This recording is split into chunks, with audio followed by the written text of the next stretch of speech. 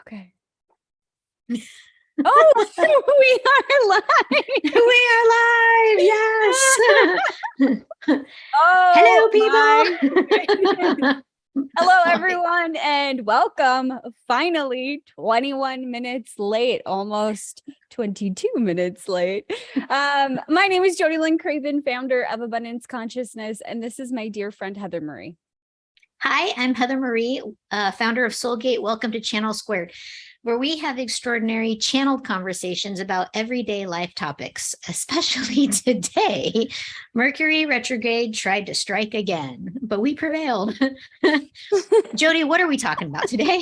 Oh my gosh. I think it has more to do with our topic than Mercury retrograde, or maybe it's a combination of the two. Today, we are talking about the Queen, the establishment, and awakening. So on today's episode, we're going to channel answers on the change of the royal guard. Questions like, was the Queen a reptilian shapeshifter? What was her original purpose in this lifetime? Is this the tipping point of the Great Reset? And what does the future hold? I have a feeling there's a reason why we were kind of delayed. I don't even know what to call it. So thank you to everybody that stuck around, because this is going to be a hot episode. Right, Heather? Absolutely. Absolutely. I mean, we spent, quite a bit of time doing some research and preparing and, just for this particular conversation, as the whole world knows that our late Queen Elizabeth II is no longer earthbound. And so we wanted to talk a little bit about that. Yeah. And first and foremost, I think it's so cool. Our conversations are so divine, Heather, throughout our entire, relationship together, because not every time. I mean, what I'm trying to say is that we don't always just agree with one another. We're not just agreeable people with one another or, the rest of the world. And when it came to the Queen, when we started this conversation, we were on kind of opposite sides of things, right? Yeah, absolutely. It's funny because when we first started talking about it, I'm so sorry, everybody, my hair, y'all. I just got all flustered with that technical issue we had. Like when we first started talking about doing this particular episode, we're definitely we look at things very differently. And I think that that's what's so amazing and like special and fun about our friendship is that we can have a difference of opinion and still be friends and still, communicate and talk about things. And, it's really, a beautiful relationship that we can have these types of conversations because we definitely see the Queen in a different light than one another. And so this should be a really fun conversation. Yeah. Well, I think until now, and that's the second thing that I wanted to bring up as well, is sometimes as individuals, we get so stuck in what we think is true, our perception of the world. And a lot of times that creates, disharmony within your life, keeps you stuck, keeps recreating the things that you don't want to. So we talk about that a lot. And I love that even within our own conversations about worldly things, we both take the stance of, I'm here to learn and see the truth and what resonates with me. And I feel like after our prep meeting, I have a completely different view of the Queen and a completely different view of the Queen. So for me, I used to be really excited about the royal family. I grew up in Canada. I'm a Canadian citizen. So we are a dominion of the Commonwealth. So be it. The Queen is on our money. We have a Queen's printer. Well, now we're going to have a King's printer. The Queen has been a part of Canadian history, since the get-go. So my relationship with the royal family looks different than yours. First, I was obsessed with the royal family. And then after Princess Diana, I hated the royal family except for Princess Diana because I was so in love with her. So, going into this conversation, I wasn't that jazzed about the Queen. And yet you were on the opposite side, weren't you?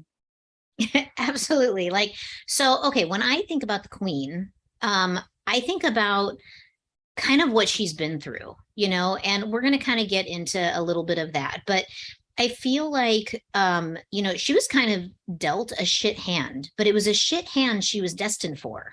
So there was no getting out of the shit hand. She was destined to be queen. We've looked at her human design chart, which we'll talk a little bit about today in our episode. But really, when you look at the timeline of her life and how everything occurred, um, really it was a difficult place for her to be. So when I see that, it really brings up a lot of compassion for the fact that when she became the heir apparent, she was a little girl, That's and right. she was coming into it with no real training because her father wasn't trained to be king. Hmm. So, really, she kind of got dealt a difficult hand. And when I look at that, I tend to give her a lot of grace, because when she came into it, she didn't know what she was doing. Her predecessor didn't know what he was doing. And so, really, I feel like the establishment ran the show and has sort of, had a big hand in how things got molded. So, Hmm. there's a lot to unpack. A lot. Yes. Okay, well, let's start this conversation with her human design chart. Ooh, and I'm super excited because we're going to talk more about human design in a couple of weeks. So just, shameless plug for sticking around and making sure you're subscribed. Yep. In 2 weeks, we're gonna have a big conversation about human design. So when we look at human design is kind of like how you were created human, and then how your personality is. And this is somewhat based on astrology. But the thing that's really interesting about Her Majesty the Queen is that she is a 5-1 projector. And so, for those of you who don't know anything about human design, just kind of put a pin in this for now. And after you watch our human design episode in a couple of weeks, it will make a lot more sense. But I am a 5-2 projector. Now, projectors only make up, I think, like, I don't know, 15% of the world. Really? So, yeah, most of the world are generators. And so projectors make up a very small number of the population, and reflectors even less so. I think they're only maybe 5% of the population. So when you look at the fact that she was a 5-1 projector, you're looking at someone who was kind of rare to begin with.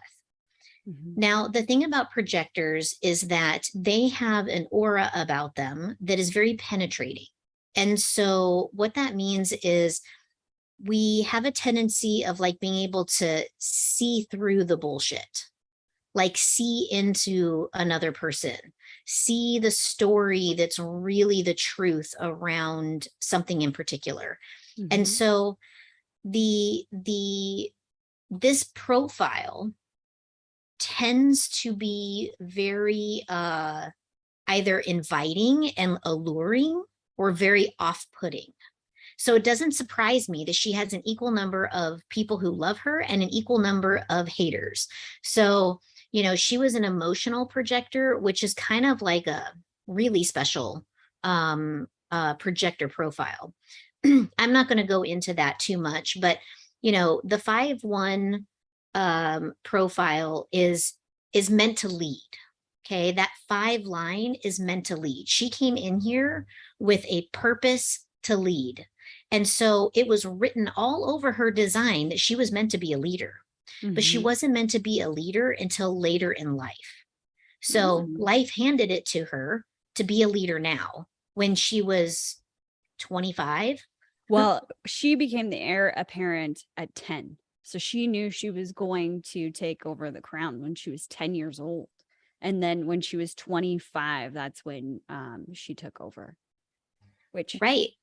I mean, It's could you imagine being no. 10 years old, not thinking that you're ever going to be like doing that type of job, like just being a regular little girl, and then all of a sudden realizing, oh my God, I'm going to have to run not just this country, but all of these other countries, right? Yeah. Because it's not like, here in the United States, you have the president, right?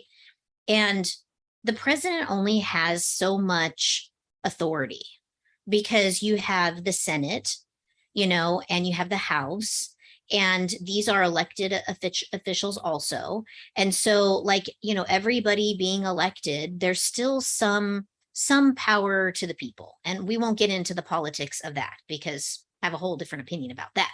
But the point being is that there's a term limit and it's continually changing. Mhm. But when you look at the monarchy, it is a person rules all of these lands Mhm. and passes it down to their next in line, right? So there's this line of succession. And the thing is that she wasn't really in the line of succession because No. when she was that age, she was a female. She had an uncle who was the king who had yet to have children. Later to find out that he was infertile and couldn't have children, he abdicated the throne. So he gave up his seat, which threw his brother, her dad, into the seat. Mhm. And now she is the heir apparent because her father never had any boys. So when you look at all of that, it's along with her human design, she was always going to be the queen. Always. There Mhm. was no getting out of it for her. Mhm. One way or another, she was going to be the queen. Right. That's incredible. And then something else that we had looked up was her Saturn return and what was going on in her life at that point, which, she was engaged, married, had 2 kids, and then assumed the throne at 25. So she did all of that before, had the 2 of the 3 children. But it wasn't until 29 that she hit that Saturn return. And around that 30 mark, it's really interesting. The 30 to 35 mark, which would have been in the 60s, she had another kid, but there was tons of scandal around her sister, and there was tons of scandal around her husband cheating on her around that time as well. Um, I mean, the thing Crazy. is that, Saturn return is that time in your life when Saturn is in the exact position that it was in at the time of your birth. Mhm. And typically that time can be kind of a heavy time in your life. A lot of people kind of go into this like introspect time period, where, maybe life isn't the best, maybe you're trying to really figure out some major things. I think about what my life was like when I was in my Saturn return, and it was kind of a difficult year. I mean, I had a lot of crazy things happen that year. And Mhm. so, here she is, she had her coronation, what, like a year later? I think she was coronated when she was 26. Yep. And so she had only been sitting on the throne for 3 years when she entered her Saturn return. And she was coming out of a World War II time period. So you had all of this turmoil going on within, these Mhm. countries. She was part of the war effort. She joined the military, at 18, against her parents' wishes, as most teenagers do, let's be real. Yeah. So, like she did a lot of things where she sort of took a stand for what she believed in, Mhm. right?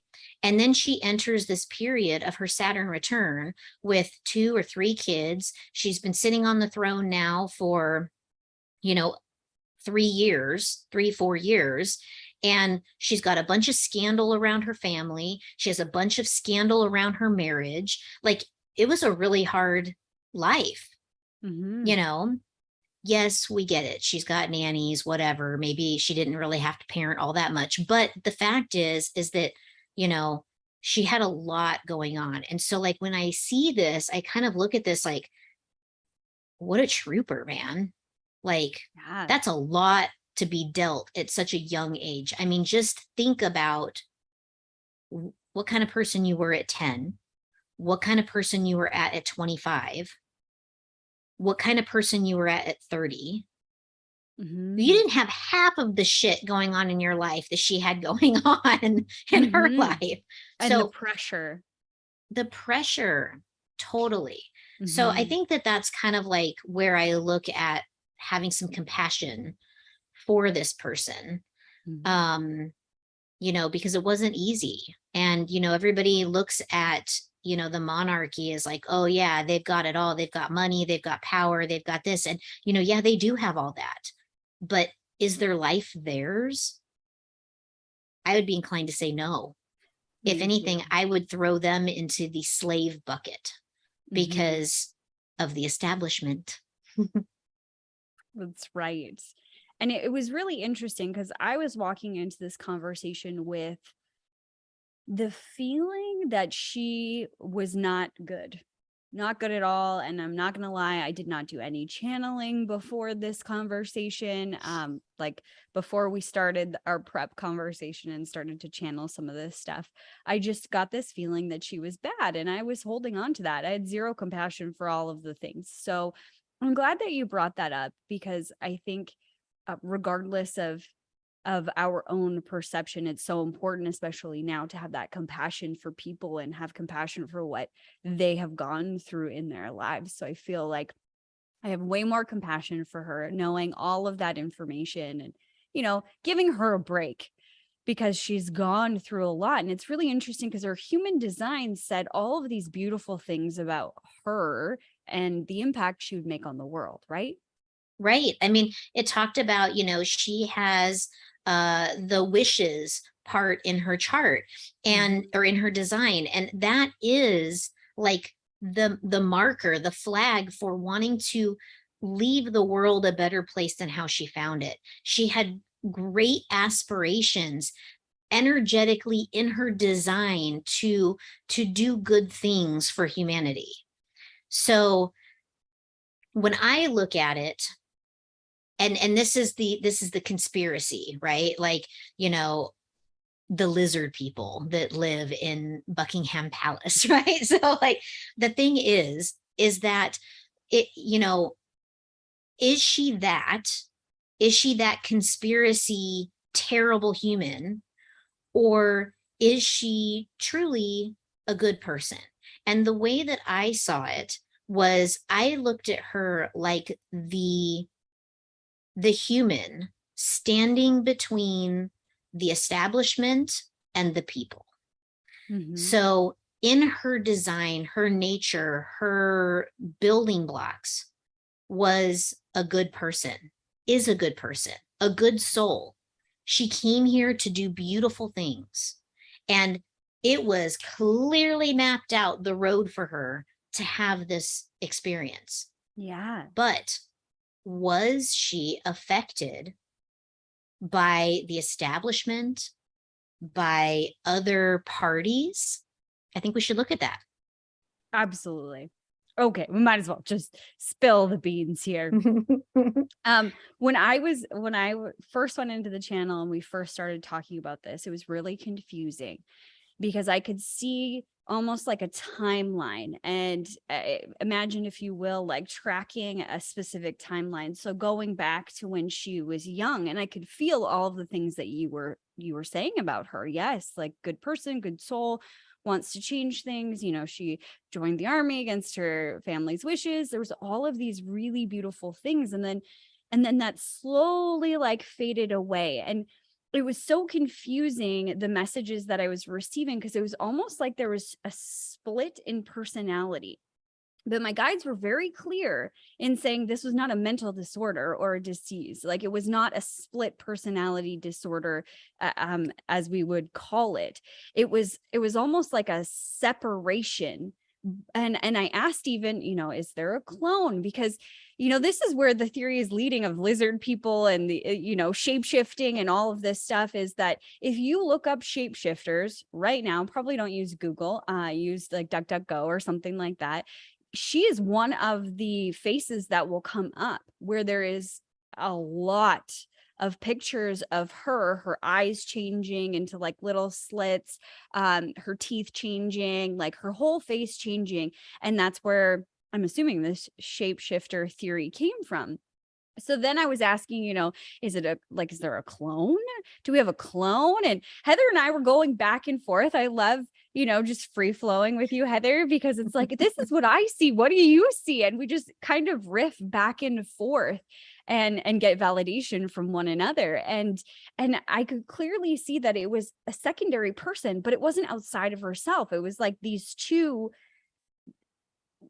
individual beings residing within the one body, and almost like a switch between the two, like a personality disorder, but this being a separate entity, a separate form, a separate energy, right? Right. Yeah. So then we had more questions than we had answers. So we had to keep going. So, is it a cohabitation within the body? And we got a yes, that there's this cohabitation between this other entity. We'll call it an entity for right now. This other entity and her soul, that light part of her. And when you follow or you track the timeline, what we were seeing, Heather, is that it was like this grinding of that light, if you will, grinding it down, grinding it down, grinding it down. But she would never let it leave. So she was super strong and wanting to keep that. But at some point around 35 is what you channeled, is when she kind of mostly surrendered. She never fully surrendered, never left the body in terms of the soul. I'm not even sure if, if you've been hijacked that way, if the soul can leave the body and the body can still exist. That's probably a conversation for another day. We'll have to channel that one. Yeah, that's right. We didn't channel that, but it diminished her so much, but not completely. So the other interesting thing was that who controls the switch? Because we know that there is a switch, and we even asked the question because of her 5-1, there's this polarization of you either love her or you hate her. You either think she is good or she is bad. So is it that we even, double checked, is it that we're sensing? And that was a no. It exaggerated what was happening within. That profile was exaggerating either the love or the hate, but she could turn it on and off. So we were asking who controls it, and she had the ability, what we channeled, she had the ability to somewhat turn it on and off. I don't think, and we can channel this right now live, that she had as much ability. I think after that 35 timeline, she lost more and more ability to flip the switch. My guides are saying yes. But she could turn it off and be that light. And I think that's what she did with her children. Right. Exactly. Yeah. So I got a yes on that too, that, it was like an erosion of sorts, and it was like it's like she just got the light got eroded back. And so even though that light still existed, and you would see it come out, like when she was with her grandchildren, she had really, I mean, what granny doesn't have an amazing relationship with their grandkids, right? Like, I mean, I assume, I don't know, but I assume so. But the thing is like when I look at it, I see it like she was in her, like her light body when she was with her grandchildren. And that's the side that her grandchildren got to know. But I feel like the switch was when she was having to be forward facing for the establishment. And even with her own children, she had, the switch turned on to this other being, that possessed her. So the thing is that, and we don't want to create any fear here. Like, this is not a fearful conversation. So, the thing is that what is it?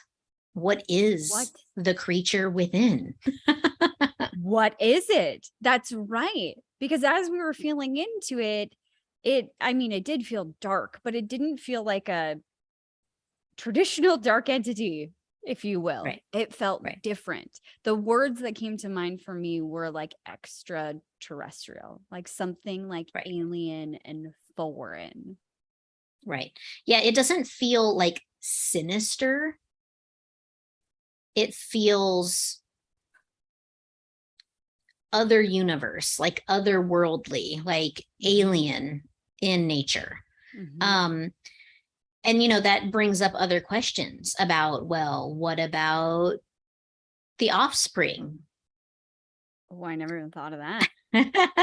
Right?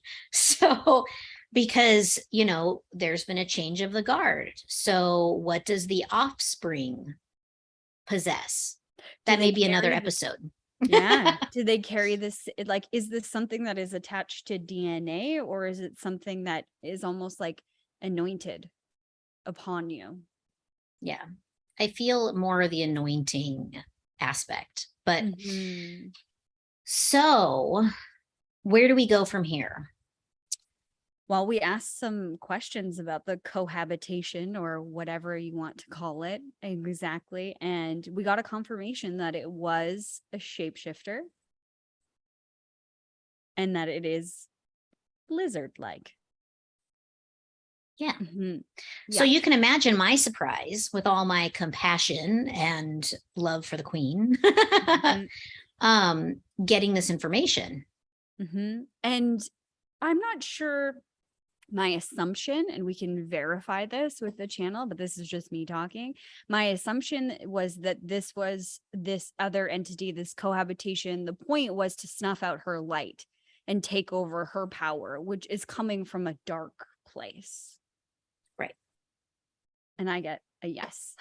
Yeah. Yes, precisely. Mm-hmm. All right. So that's probably why we see some really weird shape-shifting photos with her.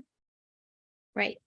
And that leads us to, so this shape-shifting cohabitant, what, alien, what, lizard, whatever it is, like what, who are they a part of? Like, does this come from the establishment? Like, why? It just opens up Pandora's box of more questions, right? Yeah. So one of the things that when we were like channeling on this earlier, one of the things that I really got a firm, clear, like king of information on is about the church and its role in one, her development and structure, and the role that the title she carries of queen, as opposed to Elizabeth, the person and the soul. And so I feel as though this implant, we're going to call it, occurred through a collaboration of establishment and religious control. So what was interesting is when we were talking about it, and I don't know very much about the monarchy and like how it relates to religion. I do know that religion does play a role in how royals are obtain their power or are viewed or something, but I didn't really know anything else other than that. And so as we were talking about it, one of the things that came up was it wasn't Catholic, which kind of surprised me because, look, I was raised Catholic. In fact, I brought my family to the Catholic Church. So, I looked at, that is like, well, maybe it was the Catholic Church because there is a lot of dark stuff around the Catholic Church. But it wasn't. It was the Protestant church. Mhm. And I found that really interesting because, wasn't the Protestant faith the anti-Catholic faith? Like, I don't know. this was like the argument, right? So I just thought that was really interesting that, that we got that hit about, the Protestant faith. And Mhm. so, we looked in and verified, and sure enough, this is the type of faith around the monarchy. And what's interesting is that the terminology, what was it, angelic, was that the word that they kept using for it, around this Protestant faith, right? They didn't want it to be Protestant. It was Anglican. I think it's, Anglican. yeah. Okay. I don't know what that means. Yeah, if anybody does, please tell us. We don't have time to Google right now. But the thing is I feel like a lot of what occurred with her in the implant came from the co-workings of establishment, the crown, Mhm. and the religious organization that is in cahoots, working together. And I think that's kind of sad, really. Mhm. You Well, know? and some things that we discovered or channeled about the establishment was immediately when we started channeling on it, it was dark, Mhm. very dark, completely corrupt, I think is what the words that they used. Mhm. Completely corrupted in terms of the establishment. And then there was one word that we have not talked about, I guess openly on this channel yet, but that was very clear that came through your channel. And that Yep. was Illuminati. the Illuminati. Yeah. Yeah. And it's what's fascinating is, well, I don't really know very much about Illuminati. I know the conspiracy theories, some of Mhm. them around the term Illuminati, and um I've not really Jove. divin into into the Illuminati and what their structure is and how it works and all of that. But Mhm. the one thing that came up very strikingly clear was Illuminati. And it really, I felt the attachment, that really firm attachment to the offspring of the queen. So The future um king. the Well, I future guess he is king, now the well, king. he is now the king, The right? king. So if there is this relationship, what could this mean? Like, really, what could this mean? He's come out and been very clear about wanting to um, reduce the royal impact or whatever. What is he Like called? trim the He has a fat. term for it. Yeah, exactly. And Trim the fat. there could be a lot of things that come of this. Mhm. When you look at let's just use like America, for example, because that's where I live. And when you look at the military, the reason that we have such a big military presence all over the world is so that we appear strong. No one's going to mess with us because we got people on your soil already, right? Like, don't mess with the crazy Americans because they've got, military members literally occupying our territory or are within, a very short time frame of making landfall onto our land, right? I mean, we have ships all over the world and all of the oceans, right? So when you look at this, and you look at this trimming down of the royal family, the royal duties, cutting back, streamlining, making it smaller, is there a reason for this? Which leads us into New World Order. Yes, Boom. it sure does. So what we were receiving is that these were the words, a part of initiating the one world government. Mhm. Ooh, Yeah. I can't even believe we're talking about this on the show, by the I way. know. We went head first right into the rabbit hole. Really interesting. It's the sense that I get from my guides is that he's the perfect person to put the other pieces in place to enact um the rest of the plan. And something that you were receiving, Heather, is that the other heads of state and like the other figureheads are in place. Yeah. And Look like he's the around. linchpin. Right. Like look around. Okay. In the United States, we've got Biden. Sleepy Russia, Joe. we've got Putin. We've got Trudeau in Canada. You know, we've got what's his name in China, right? Yep. The only one left, really, is Europe, England. And she wasn't for it, but he is. Good point. So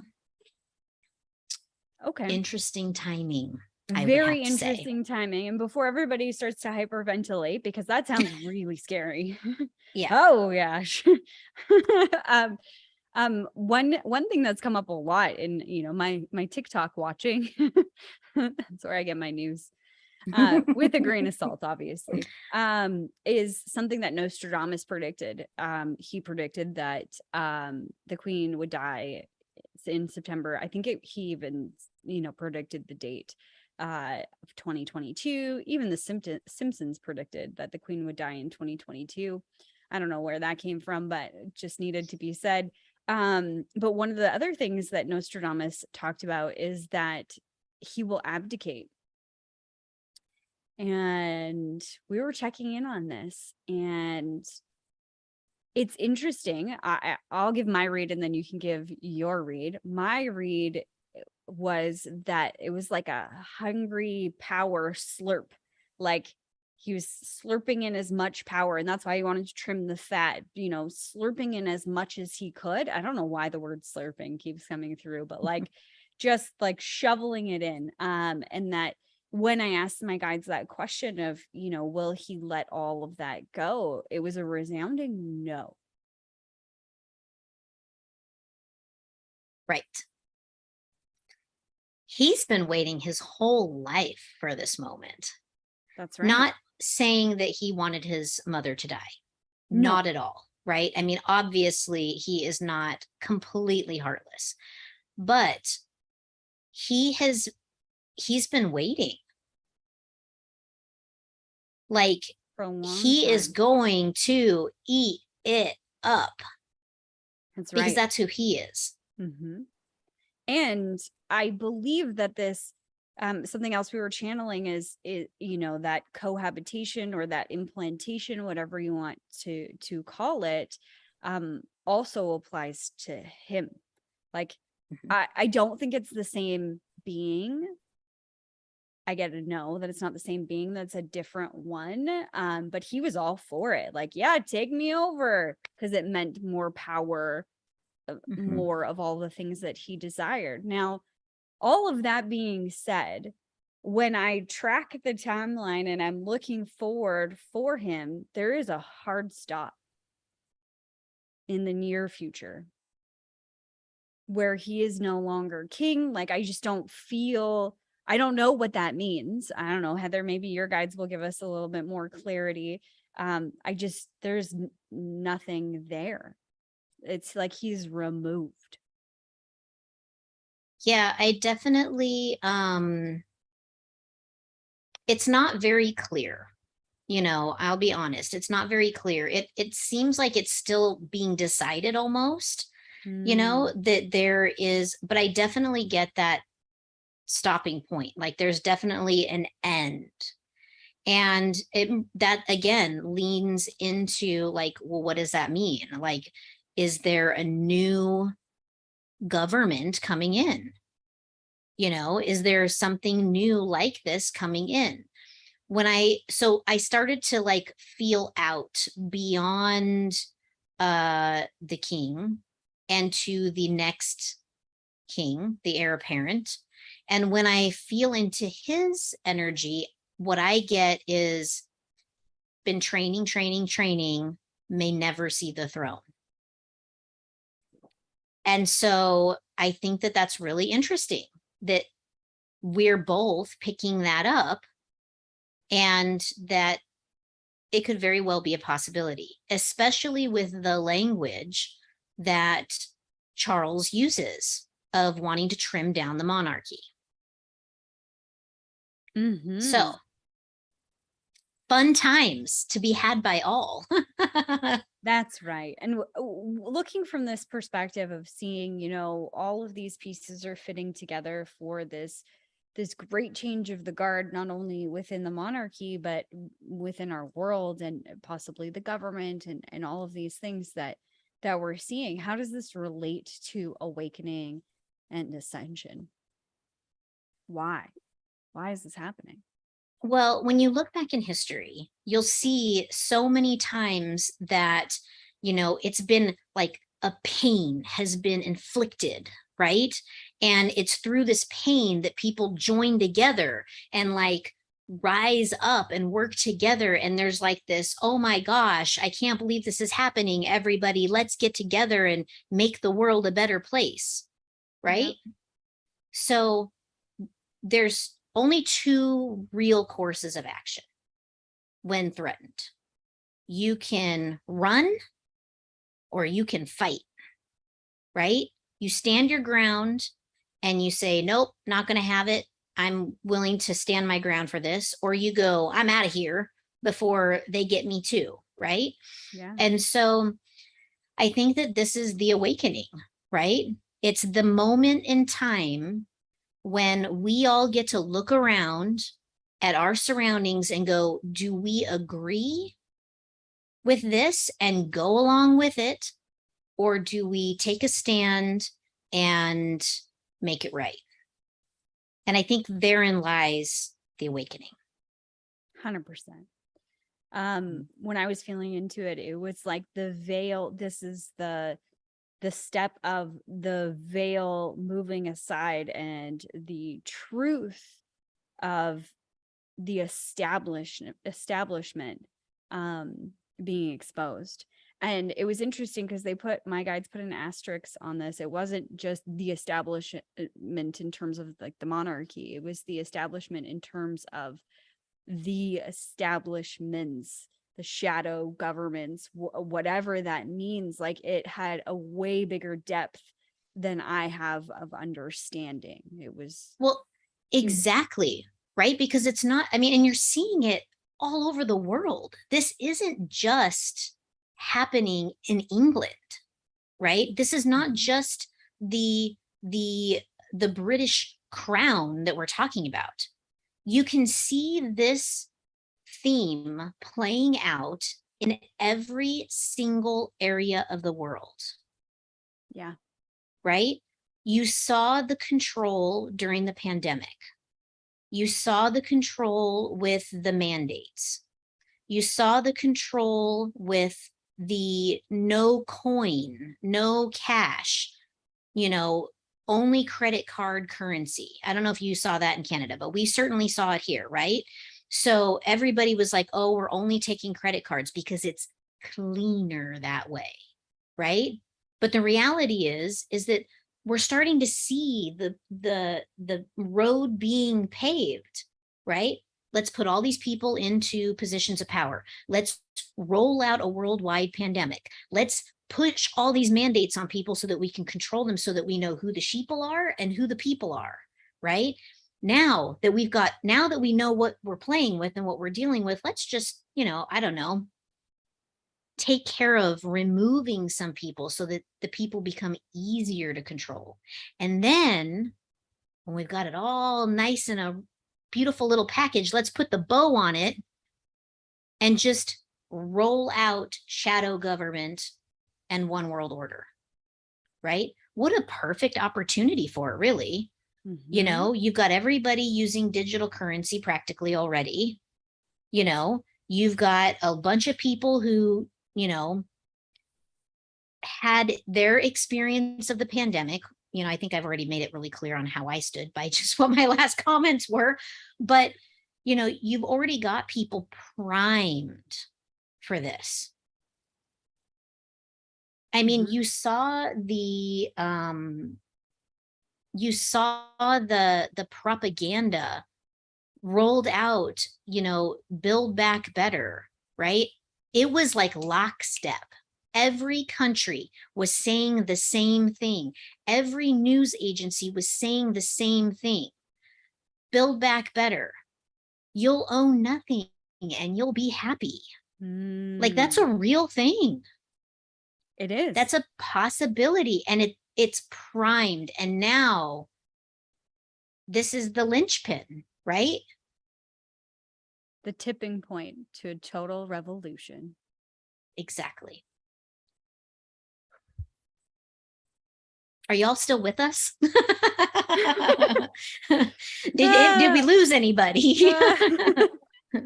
How are you guys doing? Oh man, that was wild.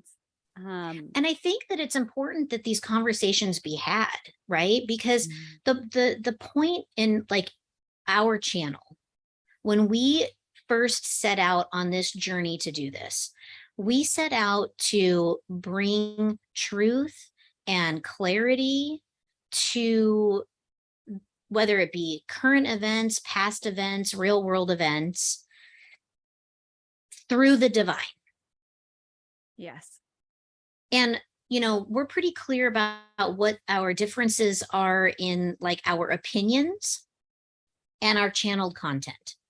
And so when we sat down to do this episode in particular, we really leaned into our channel to bring this information forward. And so, take it with a grain of salt. Okay. Like, make up your own mind and your own beliefs about it. Just because we are bringing this forward, it doesn't mean that it's true for you. And that is okay. The most important thing is to think for yourself.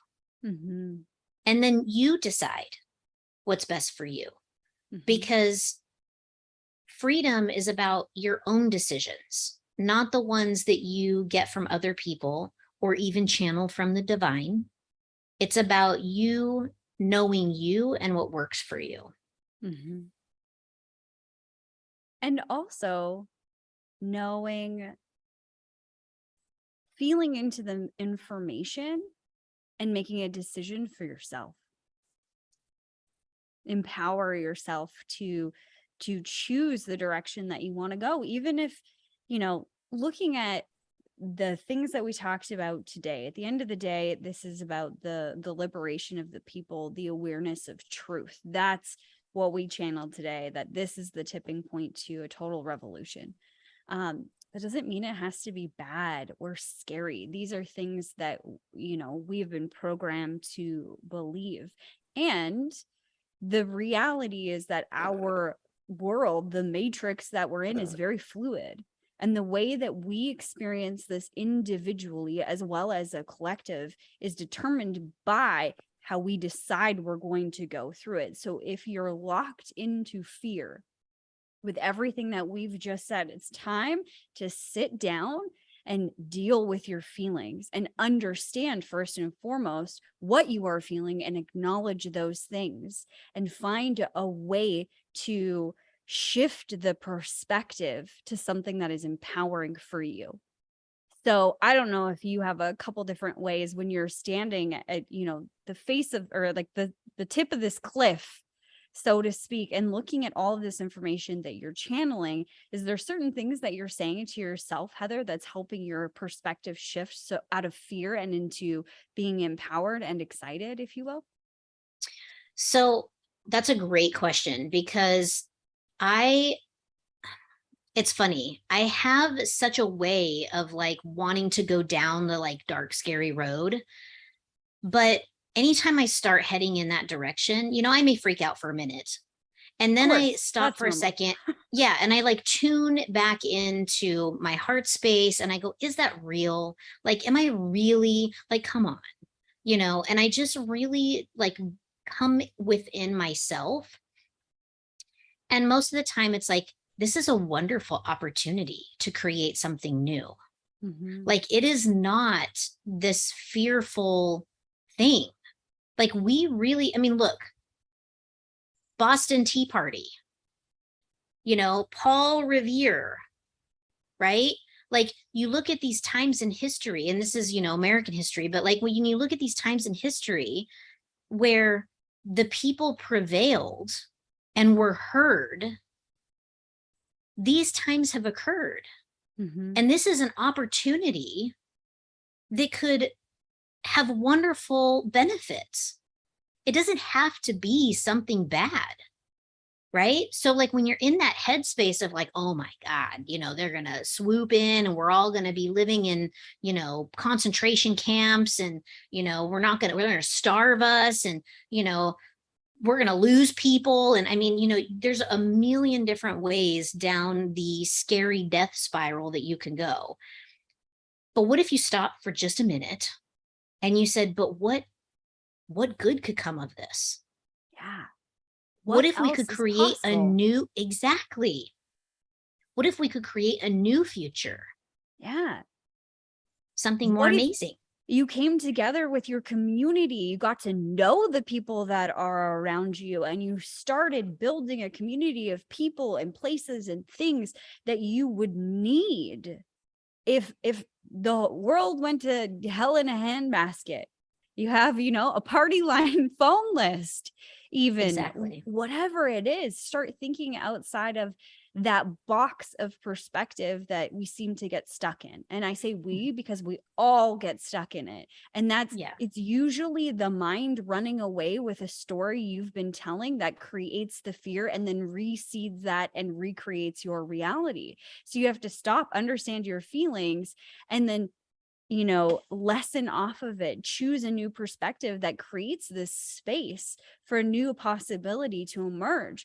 Because what is coming is almost beyond a lot of people's capacity to understand or see or imagine or, whatever. You might have the most creative imagination, but be stuck like, how could this work?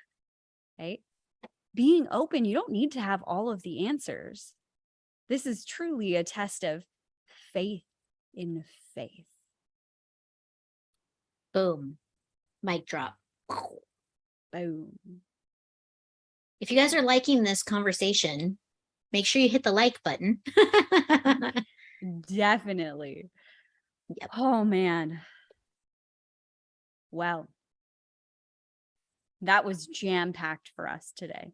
There was It so sure much ground was. to cover. We had to really crank that one through in order to get that done in such a short time. And, I just want to say that my heart goes out to the royal family and to everybody who loved her, who loves the family. It is definitely a sad time. I felt incredibly sad when I heard of her passing. My husband came in and mentioned it to me, and I was instantly in tears and spent the rest of the day kind of just in a very sad state. Because I do feel like she was the one person standing between the people and the establishment. And that I think it was a loss. So and that's just my own personal opinion. And again, It's okay to have a completely opposite opinion. I saw a lot of people, oh, another lizard in the box, woo, we're winning now. Um, and again, going back to her human design, that that 5-line profile is that complete opposite, right? That penetrating aura that she has as a projector, people either love her for it or they hate her for it. And as a fellow projector, I can certainly attest to what that feels like. You have to have thick skin to be a projector. I mean, Mhm. really, because if you don't, it's painful. Sometimes. You're going to eventually develop it. Exactly. Yeah, Oh, exactly. wow. Well, this was a beautiful conversation. Thank you guys so much for watching. Next week is going to be just as crazy as we are talking all about money. What's happening, where it's going, what to do, all the things. So get your fingers ready with those questions. Make sure that you are subscribed and that you hit that notification bell so that you have a notification when we go live. But we will be back next week on Tuesday to talk all about money. Thanks for being with